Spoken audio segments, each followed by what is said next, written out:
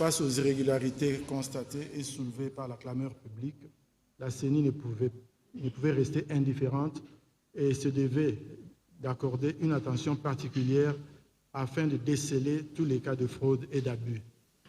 Telle est la raison du report de la publication de ces résultats qui intervient aujourd'hui, soit 10 jours après la date prévue.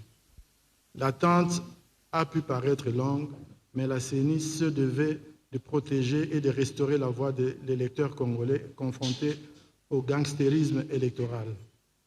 Conformément à son rôle lui attribué par la Constitution de la République démocratique du Congo, par la loi électorale et par sa loi organique, qui est d'organiser tout processus électoral et d'en assurer la régularité, la CENI s'est fait un devoir de ne pas prendre en compte dans son comptage ceux des suffrages acquis abusivement par certains candidats.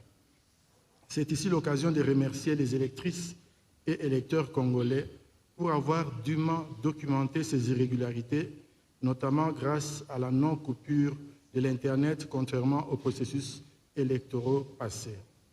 J'aimerais rappeler que cette action de la CENI n'est nullement une chasse aux sorcières, mais elle s'inscrit dans la ligne droite de son plan stratégique qui est principalement celui de s'aligner sur les standards électoraux internationaux. La CENI assume pleinement la démarche qui a été la sienne de documenter les irrégularités afin de garantir la transparence et l'intégrité des élections organisées le 20 décembre 2023. Et elle annonce donc des sanctions exemplaires à l'égard de son personnel qui a participé au cas de fraude. Mesdames et messieurs, chers compatriotes, j'aimerais attirer l'attention de toutes les parties prenantes sur le fait que, depuis 2006, les processus électoraux en RDC sont confrontés aux mêmes difficultés et irrégularités.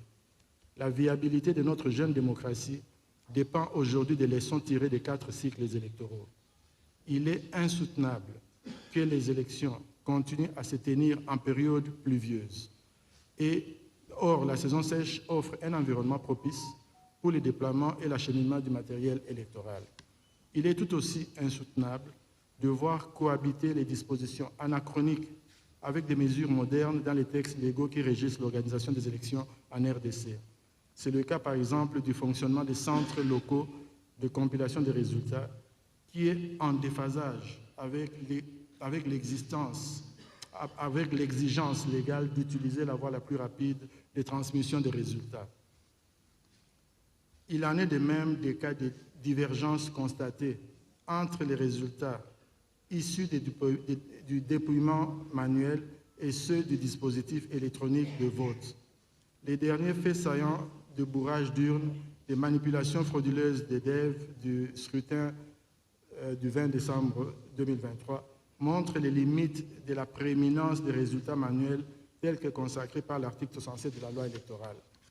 Il est donc temps que toutes les parties prenantes prennent conscience des réformes désintéressées à mener en vue d'améliorer les processus électoraux à venir. Je vous remercie.